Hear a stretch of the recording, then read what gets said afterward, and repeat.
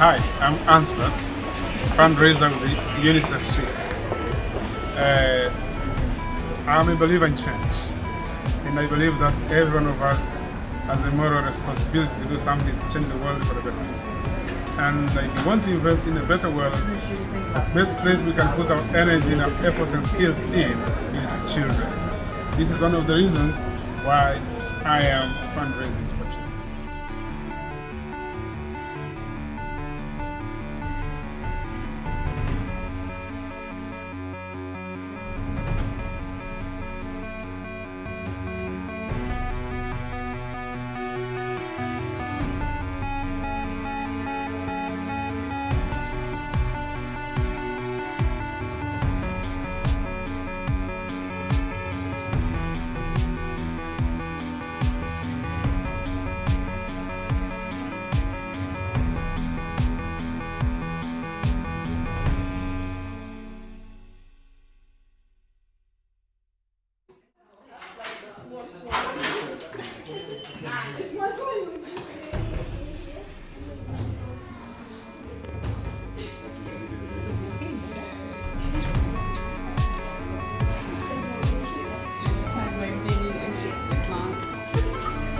That's Ansbert and Seika.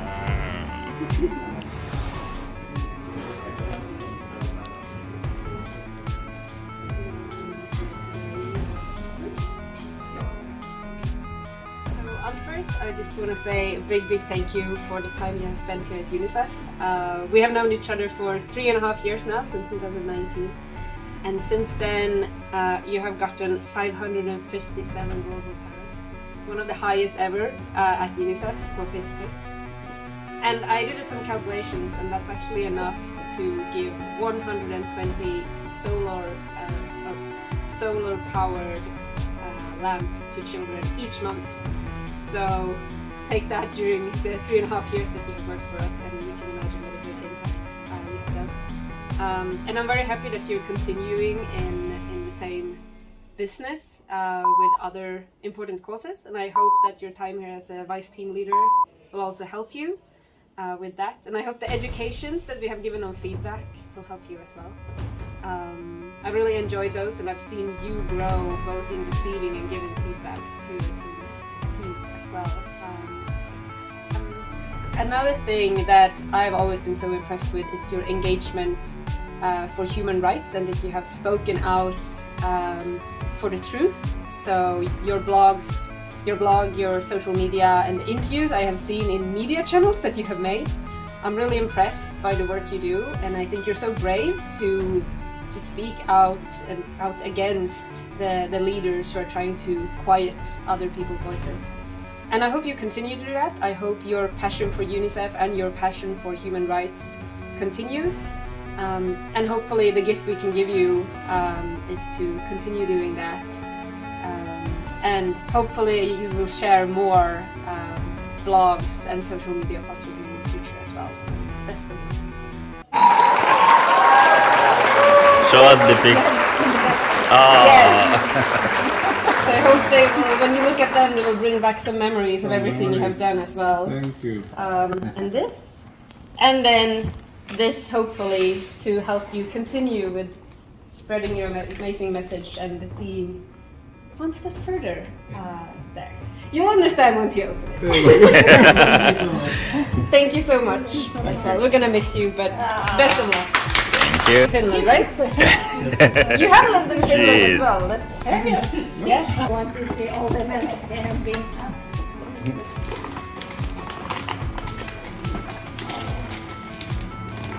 Turn it around. Wow! Nice. Yes.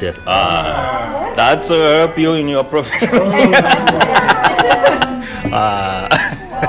Thank you so much.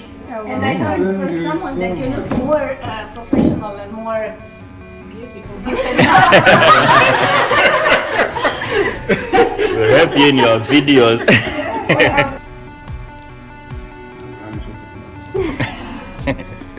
You know, it's easy to say I'm living, but it's not easy to live. This morning when I entered this office, and I had a feeling like it's my last time here. Oh, it wasn't good. It wasn't easy for me to take. But in life, keep moving. I should start by saying thanks to everybody. I'll be mentioning names, but I cannot mention names. But I know we have lived as a family for all the time we've been together. I think the longest I've lived with here is Godfrey. He's the guy that we came together, I think 6 of us. Now look here too. The oldest among us is Enoch. Because when we came, it was Enoch, Patrick, and Matthias. So the 2 have left, only 1 is gone. So it's very unfortunate. I'm leaving this favorable team, family. This is a family team. My biological family is not in Europe, so this is the family that has kept me moving here in Sweden. So you know what it means when I'm saying it's not very easy. But let me say something. It wasn't easy for me to join UNICEF, live in UNICEF, and it's not even easy to leave UNICEF. In September 2018, as I was looking for a job, somewhere I saw an advert from UNICEF. They're looking for English-speaking fundraisers. I gave it a try, and Sana was quick to respond. And then she put me through the interview. Because I was far up in the north, she said you don't have to travel for the interview on the phone. So we did an interview, and then after like 4 or 3 days, she called me back and said, I'm sorry, you didn't get a job.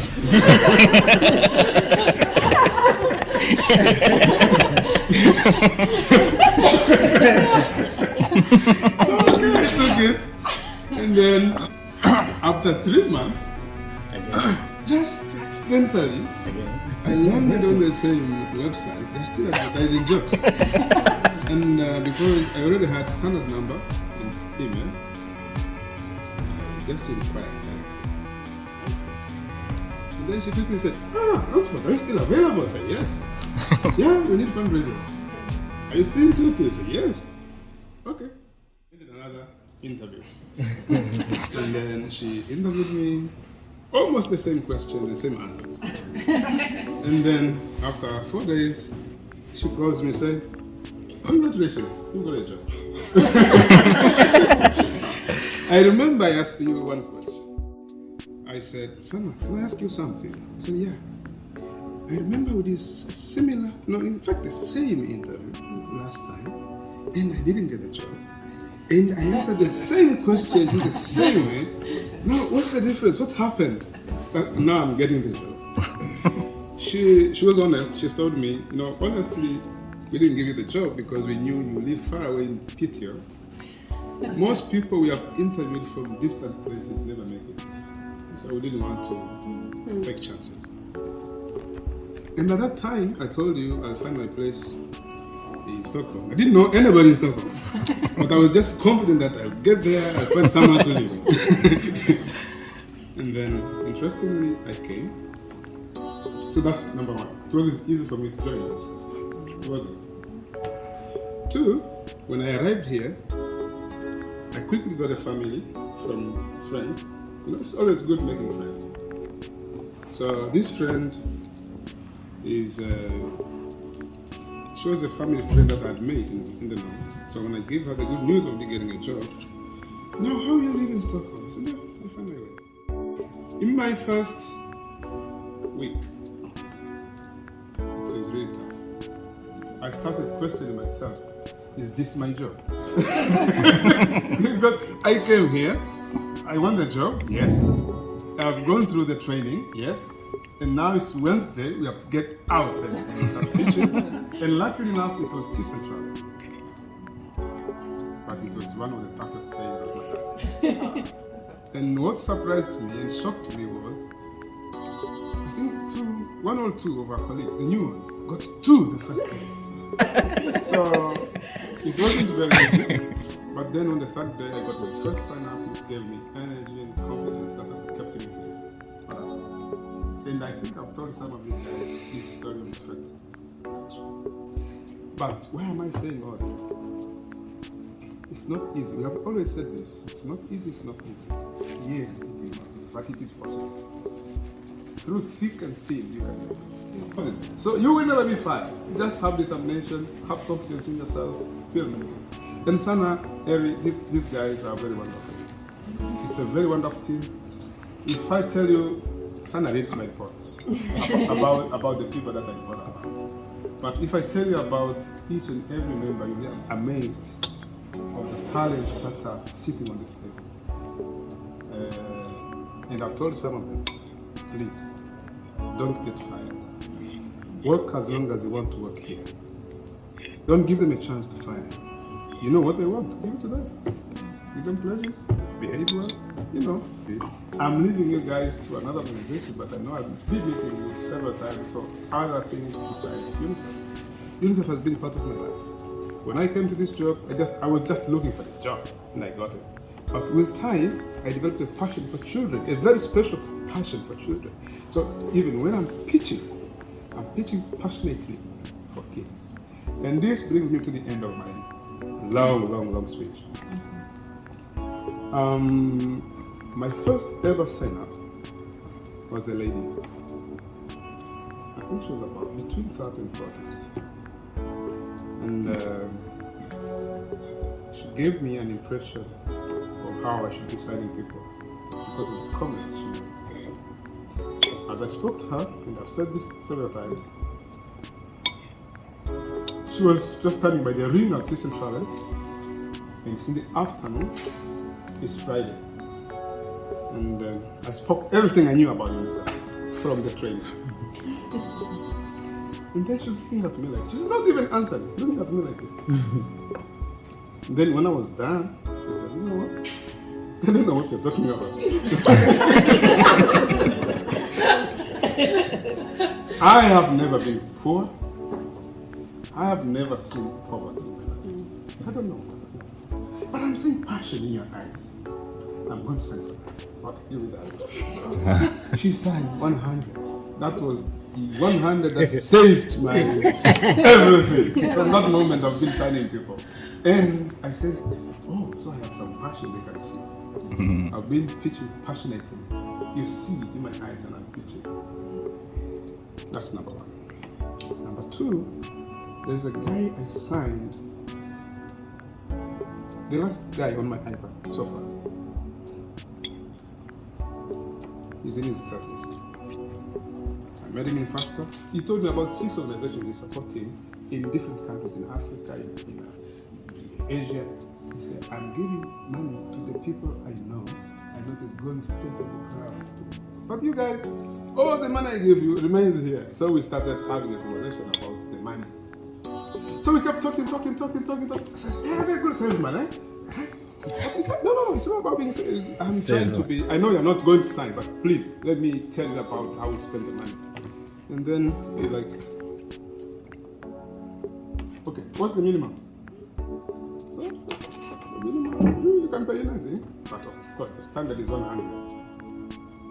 Okay, give me that. But I don't like UNICEF.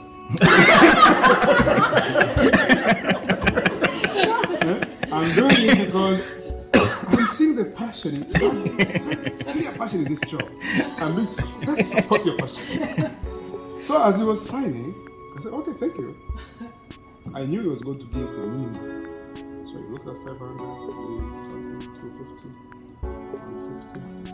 And I was showing him the box that you can take 100 here, 100. He said, no, I have a fortune. I think I can give 250. So I got him, I said, oh my God, what's happening? So I remembered the woman at Christian Travel, and I'm seeing this guy talking about passion. Maybe this is something I don't know about myself, but I wish I could spread this to others. So I said, I should tell this story to you guys. How you look, how you feel, determines your influence with the person. So please, keep the passion, keep the fire burning, keep the confidence and the commitment. everything is possible. Thank you so much. Thank you so much.